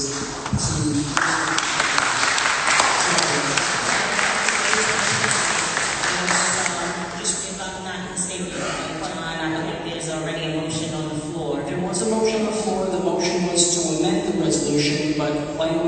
so was not forthcoming, right? So we need to vote that motion down, correct? Unless there is an option, are we? No, I'll just share the quick research I've been able to do on this conversation that's happening. There's a public statute. This is NJSA 54:4-66.3 A2. It says that a municipal governing body may authorize by resolution an estimated annual tax levy for the county in each such taxing district by setting an amount within the range computed by the tax collector in consultation with the chief financial officer. We do not have the tax collector here with us this evening, so I do have concerns that it would be inappropriate for the council to set that number without consulting with the appropriate statutory officers. So it seems like you were heading in that direction anyway, but just wanted to share that update with you because that's the best I'm going to have in real time. So on the motion to amend, which we have no language forthcoming, is that fair to say? Administration? Yes. Okay. How do you vote, Councilperson Brooks? Motion There's nothing. amend. We have to defeat the motion being down. Motion on the floor. Right. Okay, thank you. And I appreciate the guidance. On the motion to amend, I vote no. Councilperson Zupa. On the motion to amend, held to vote no because we don't have the language we require. So, no. And point of it. Councilperson Efros. There's reason to vote. Councilperson Little. Since you do not have the language, I don't know. Councilperson Gilmore. No. Councilperson Griffin. No. Councilperson. Oh, Councilperson Navarro. No. Councilperson Singh. No. And Council President Riddle. No. Motion fails. I understand there is another motion on the floor. Is that correct? Yes. Point of information for the question. If the current resolution is voted no, can it be brought back in a different form on July 15th, assuming that DCA changed their mind, give us a leeway to vote on the Q3 tax bill on 15th? An identical new resolution could be introduced. It's just a resolution that just needs one vote. So there's nothing that would stop the council from considering a substantially similar or even identical resolution at a future date. The question is just what would its lawful and financial effect be, which I won't beat a dead horse. I think that's been commented on. Bill, the DCA gave you a response today on whether we can extend the Q3 tax bill.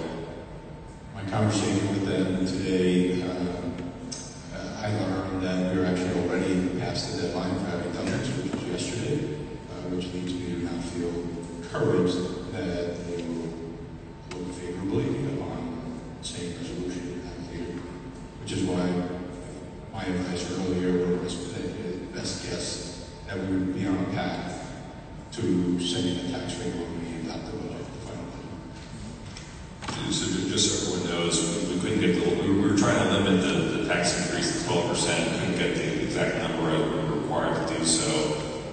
So if we vote no or withdraw the resolution, we have to get it right so that we limit your Q4 fourth quarter bill. As Councilman Gilmore said, the deficit is what it is to an extent that there will be it would be unreasonable not to have a tax increase. But it would be incumbent on this council to do what we can to lower the burden in the fourth quarter, which I know many of you in Ward C told me you thank and I'm grateful for you put faith in us to do.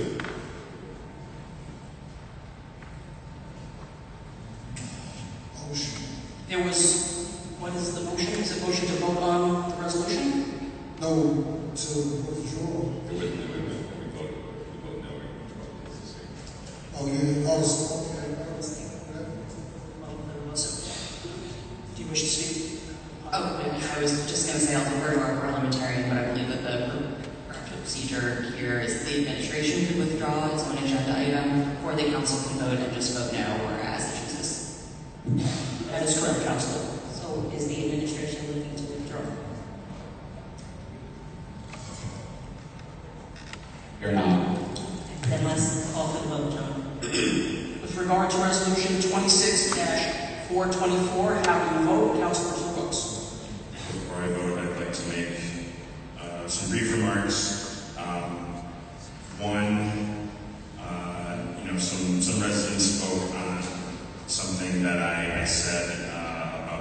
tax. And I said it last night in my community meeting, and I want to say it again, that I did not intend to offend or cause harm.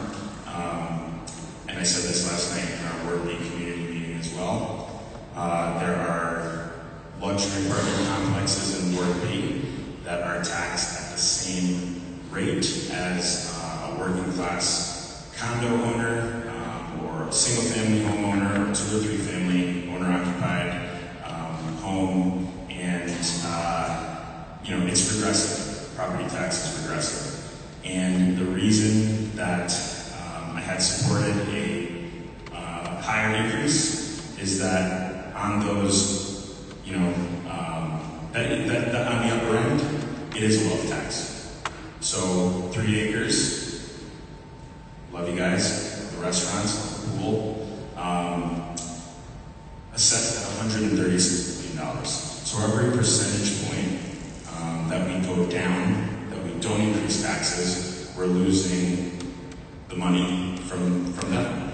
Same thing with the Agnes. Both these properties are lucrative, nice places to live, and owned by corporations. So that's kind of where I was coming from, and I just wanted to make my remarks clear.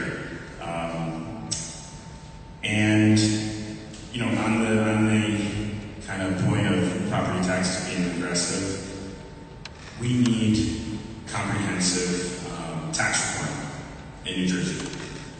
Municipalities, going to the wealth tax point, municipalities with high-income earners, folks that can afford $6,000 or $7,000 a month in rent. I think that we as a municipality should be able to tax the rich by getting the ability to do a municipal income tax on high-income earners. So I just want to be very clear about where I stand. And with that, I vote no. Thank you. Councilman Zucco. I'll try to be brief as well. I just want to start with a thank you to all of you for coming here tonight at the last meeting and voicing your concerns.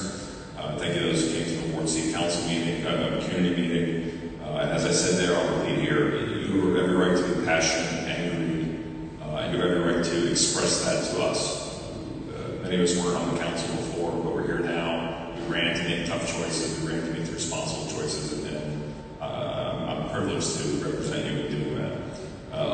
Thank you should also go out to the administration for listening to the public and making cuts. As many of us said, before the residents feel any kind of burden of tax increases, the city has to make spending cuts. Thank you to our state representatives for seeing New Jersey City's promise as an economic driver for the city of New Jersey. And we're going to need you again, because you have to allow us to make difficult but responsible decisions to cut spending before deciding the terms of the loan. And if there's a term of a loan with a set amount, then I certainly have a lot of questions. And to the state comptroller, we need you to investigate how we got here, because you as residents deserve to know where every penny of your money goes. Whether you've been here for 89 years or 1 year, this is your money and this is your city. Today we're voting on just not the overall budget, obviously, but just whether to increase your tax levy, your tax bill in the third quarter. We're doing that without seeing the budget, which caused many of us concern. Without being able to confirm whether each and every one of our city departments spent less than they did in 2025 to reflect the deficit that we knew about when we took office, and without fulfilling our role as a council to make responsible budget decisions. So voting yes would be trying to spread out the tax burden over quarters 3 and 4. So as I said in my community meeting, I don't begrudge anyone who indicated previously they were going to vote yes. There's a lot of tough decisions here. I've said before, I'll repeat here for everyone here, I don't think Mayor Solomon or his administration are trying to dupe the taxpayer. I don't think anyone here is a bad person trying to make a poor decision. They're doing the best they can with the information before them. Voting no, however, is that you're going to bet on this council to find salary cuts and spending cuts the same way the administration did in the past week when they cut to get from 20% to 15% every percentage point is $4 million. So just keep that in mind. I proposed in my meetings with Mayor Sullivan, and again, I appreciate his time this week, deferring or cutting some money that amounts to what would be 3 to 4% of our budget or of the tax increase without cutting services. So when you hear about the $110 million that the private administration put on a credit card, some of that is money that we need to budget for. It's responsible to budget for, but we're not currently spending. So if we can look into that money and find any cuts to alleviate the burden, it's our responsibility to do so. And as I said a few moments ago, based on our structural deficit, the responsible thing at some point will likely be vote on a tax increase. But without seeing the budget and looking at every single dollar being spent, I cannot responsibly look you in the eye and raise your taxes. So it doesn't mean that it'll always be a no, because again, the responsible thing will be to vote for a tax increase, but it's a no today. Councilperson Efros.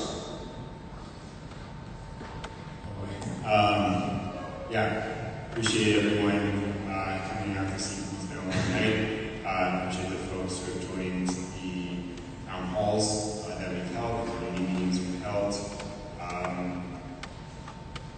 I will also vote against this resolution with some fear, honestly, about where we are headed for the Order 4 bill. I just want to be really clear about that. Over the past weeks, been weighing all of our options here. Constraints from the state through DCA, as we just got to talk out for quite a while with the mayor and the team here, and the constraints of the deficit that we walked into. And I really do worry about the position that we're going to be in with the Order 4 tax bill containing the entirety of the year's increase. And you will look line by line at every single department, at every single item, to make sure that our money is being used responsibly. But I am skeptical that we are going to be able to get to a place where a Order 4 tax bill for a lot of residents in Jersey City is not just a death blow. So I say this with a lot of reservation that I'll vote against, because it's clear that popular support has come out against it, not just in a small way or a normal way, but that's clear, and I think the council has felt that, and I know the administration has felt that as well. So we'll continue the transparency. We've held council agenda town halls since February. This is the winter when we started in office. Weekly office hours every single Friday at our council office. We did a town hall following the announcement of the 20% increase proposal, and ahead of the statement indicating that we were considering voting for this, that I put out with Councilman Brooks and Middle. And then we also explained the message that we were hearing from Trenton very clearly about the constraints that we were feeling. And we had a town hall just last night. We had an additional office hours. We've been, appreciate my team, trying to go above and beyond to make sure that we're communicating with the public throughout this, and really appreciate the public communicating with us, sharing their concerns and their voices. So voting against this, it is with a bit of reservation, but it's also with respect for the clear outcry from the public here. And we'll keep working. We'll get to the budget hearing process, and I echo what my colleague Councilman Brooks said. We will be introducing a resolution to tax the rich to allow for a long-term plan. This is not immediate stuff, but a long-term plan to make sure that we as Jersey City are empowered to make the people who can afford to pay the most wealthy in this city pay up more than the working class people in this city. And that's not going to happen overnight, but we're committed to this long fight with everyone. Councilperson Little. As many of you know, I had a number of reservations about putting the entire tax burden on you.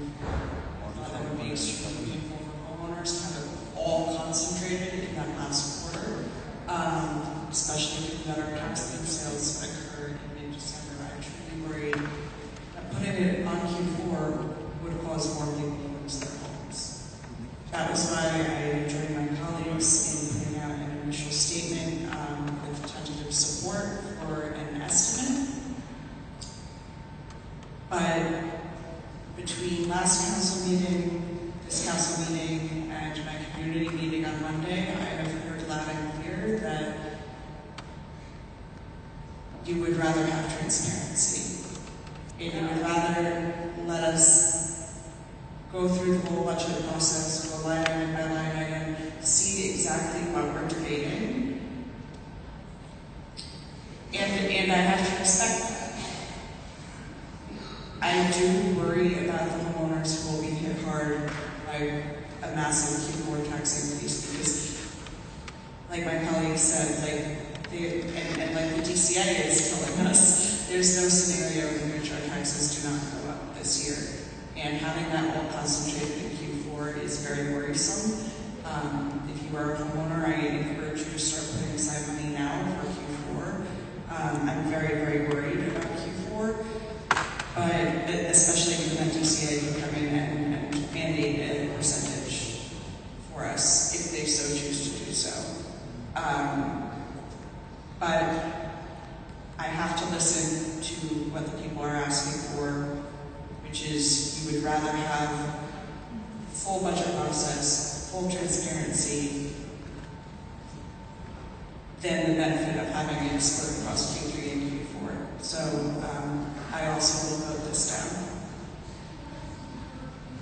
Thank you. Councilperson Gilmore. First, I just want to take this time to thank everyone for coming out for this open council meeting to express your concerns, represent your interests. I thank all my colleagues for hosting those different community meetings.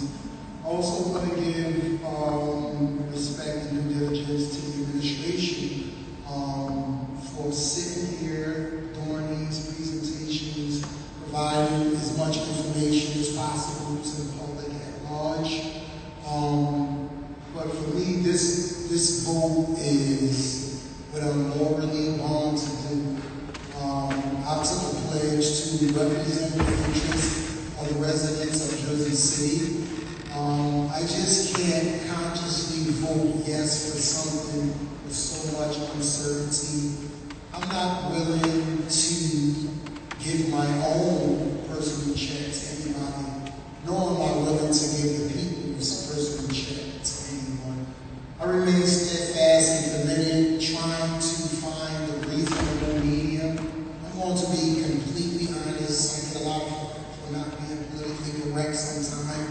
But I'm going to be completely honest. It is almost indefinite that this year the tax levy is going to be risen because of the past failures of the prior administration, also because of the cost of living. So I urge all of you who have the capacity to save as much as you can, because at some point this increase is going to be upon us.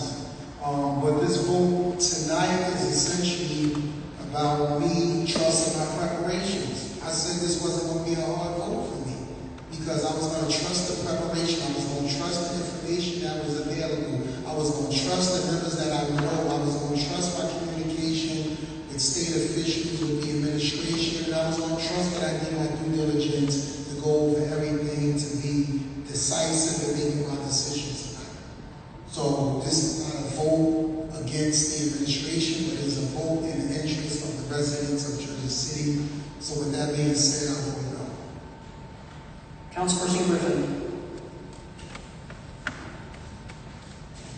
Yes, so I want to thank everyone for coming out tonight. And, as an elected official, as a public servant, what I was taught was that when I walk into a room, they don't just see me, they see the community. And, I know we're in a bit of a pickle, right? But, I have faith in my colleagues. I have faith in the administration that we can come to a better resolution.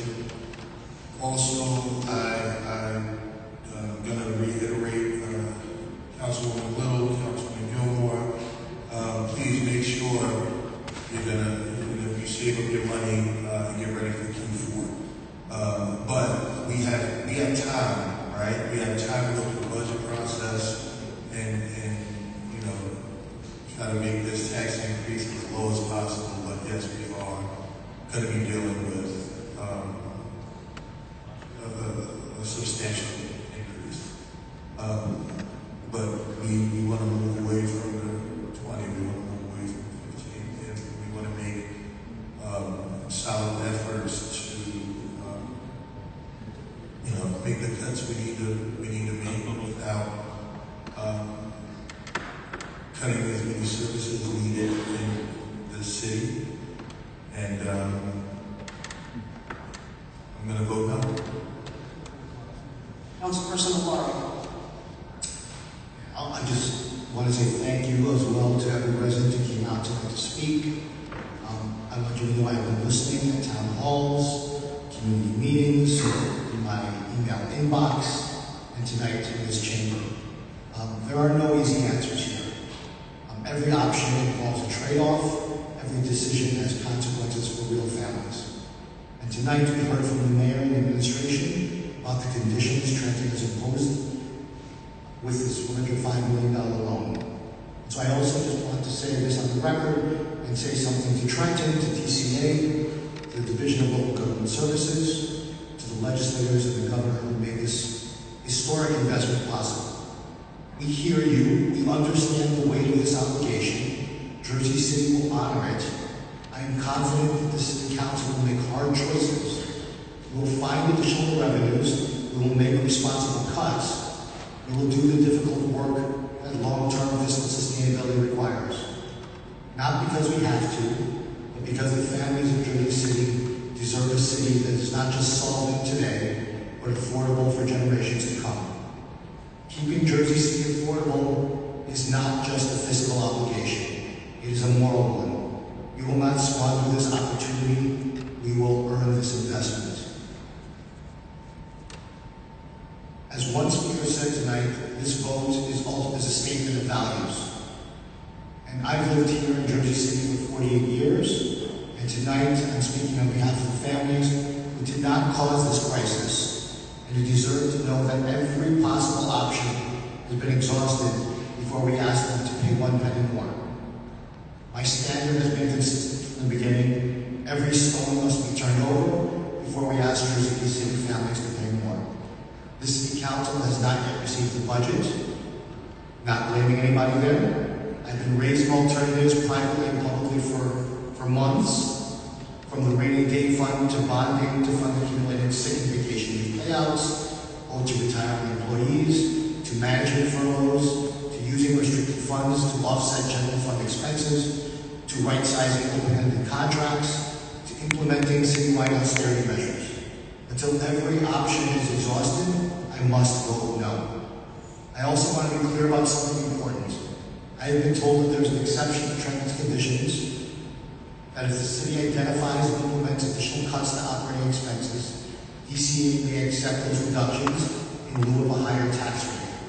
With that door open, I intend to walk through it, and in the coming weeks, I will be introducing every cost-saving measure and every revenue reallocation that is available to the city, and I will put DCA to the test to review and approve each and every one. If Trenton is serious about fiscal responsibility, and I know they are, I believe they will welcome that work, and I intend to find out. Trenton has imposed conditions. I respect it, but the families of Jersey City have imposed conditions on me too. And those conditions are that I fight for them with everything I have and every opportunity for as long as I hold this seat.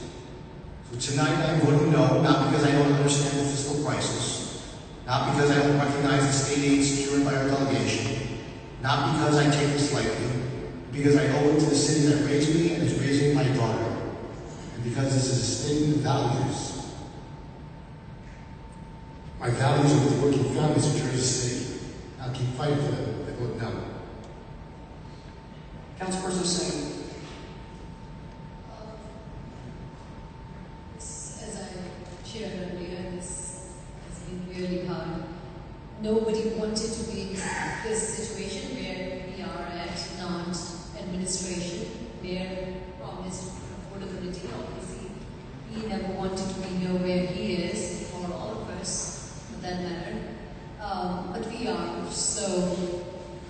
is really important to understand that we will be trying all the ideas, all possible ideas to generate revenue, but $250 million is a huge amount. So there will be burden on all the families living in Jersey City. It is sad, it is extremely sad, it is hard to be here to make that decision. Obviously today I am voting no, but just want to make sure that we understand that we are trying hard. We got elected to be your representative, and we know that. We are responsible, we are doing everything, we are not letting any stone unturned to do the right thing. So tonight I'm voting no, but I hope we all can think about Q4. Just as my colleague said, let's save some money so there's no surprises. Thank you everyone for being here. And Council President Ridley. So a lot has been said here tonight, and my council colleagues in the administration know that I've been at no all day. But that doesn't mean that this vote is still easy, because we have to really make residents aware that there could be consequences, right? We don't know, but there could be. And I want residents to be prepared for that, and to know that, similar to what my colleagues have already said, there will be some sort of increase. What that will be at this point, we don't know. So just be aware of that. And to my council colleagues, we have work to do. We have work to do. We are beginning budget hearings, tentatively scheduled for the week of July 13th. And I would ask that you all make yourself available, come with your suggestions, go through the budget. And I have also solicited assistance for us to go through the budget. We have questions and help. So we are prepared, and we just have a task to do. And also, thank you to the administration. I do not take lightly any of the work that our state officials did, especially Senator Urging. This is a difficult time for everyone, so I just ask residents to please keep that in mind. I vote no. Resolution 26-424 is defeated with no votes in the affirmative, 9 votes against, and 1 abstention. Motion to adjourn made by Second. Gilmore, second by Griffin. Yes. How do you vote? Councilperson Brooks? Councilperson Zupa? Councilperson Evers? Councilperson Little? Councilperson Gilmore? Councilperson Griffin? Councilperson Navarro? Councilperson Singh? And Council President Ridley.